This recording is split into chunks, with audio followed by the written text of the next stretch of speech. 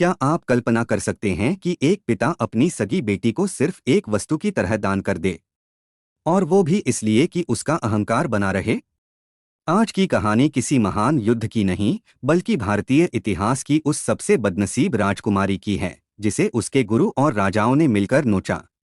यह कहानी है ययाति की पुत्री माधवी की, जिसका शरीर तो बार बार जवान होता रहा, लेकिन उसकी आत्मा को हर बार मार दिया गया। इस वीडियो को अंत तक देखिएगा, क्योंकि यह कहानी आपको बताएगी कि धर्म के नाम पर औरतों के साथ कैसा क्रूर खेल खेला। इतिहास के पन्नों में एक ऐसी राजकुमारी का नाम दर्ज है जिसकी खूबसूरती ही उसका सबसे बड़ा श्राप बन गई। एक ऐसी बेटी जिसे उसके अपने पिता ने केवल 800 घोड़ों के लिए बेच दिया।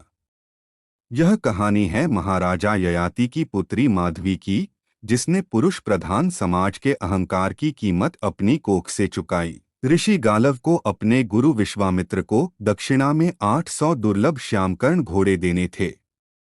जब गालव राजा ययाति के पास मदद के लिए पहुंचे तो ययाति के पास घोड़े तो नहीं थे, पर अपना दानवीर होने का अहंकार था। उन्होंने गालव को अपनी सुंदर कन्या माधवी सौंप दी और कहा, इसे ले जाओ, इसके बदले में तुम्हें कोई भी राजा 800 घोड़े दे देगा। माधवी को एक वरदान प्राप्त था कि वह हर प्रसव के बाद दोबारा कुंवारी और जवान हो जाएगी। गालव उसे लेकर 3 अलग अलग राजाओं के पास गए। पहला, अयोध्या के राजा हर्यश्व। गालव ने माधवी को उन्हें सौंपा। हर्यश्व के पास केवल 200 घोड़े थे। शर्त यह तय हुई कि एक पुत्र पैदा होने के बाद माधवी को वापस ले लिया जाएगा। माधवी ने पुत्र को जन्म दिया। फिर गालव उसे काशी ले गए। यहाँ भी 200 घोड़ों के बदले माधवी ने एक पुत्र को जन्म दिया। तीसरे राजा उशीनर ने भी 200 घोड़ों के बदले माधवी से एक पुत्र प्राप्त किया। अब गालव के पास 600 घोड़े हो चुके थे, लेकिन 200 और चाहिए थे। अंत में गालव ने माधवी को स्वयं अपने गुरु विश्वामित्र को ही सौंप दिया।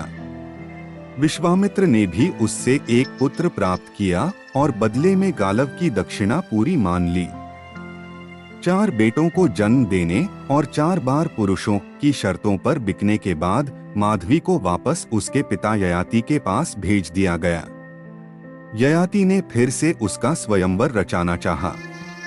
राजमहल सजा, बड़े बड़े राजा आए, लेकिन इस बार माधवी ने जो किया उसने पूरे इतिहास को हिला दिया। माधवी ने माला किसी राजा के गले में नहीं डाली, बल्कि वह सब कुछ छोड़कर चुपचाप जंगल की ओर निकल गई।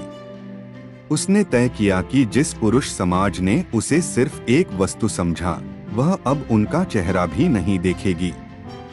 उसने अपना बाकी जीवन एक तपस्विनी की तरह बिताया। यह कथा केवल एक पौराणिक घटना नहीं, बल्कि उस समय की सामाजिक मानसिकता को भी दर्शाती है। माधवी, जो एक राजकुमारी थी, उसे बार बार एक साधन की तरह उपयोग किया गया, कभी पिता द्वारा, कभी ऋषि द्वारा और कभी राजाओं द्वारा। उसके त्याग और सहनशीलता के बावजूद उसकी इच्छाओं को महत्व नहीं दिया गया। माधवी की कहानी हमें यह सोचने पर मजबूर करती है कि धर्म और कर्तव्य के नाम पर नारी के साथ कितना अन्याय हुआ।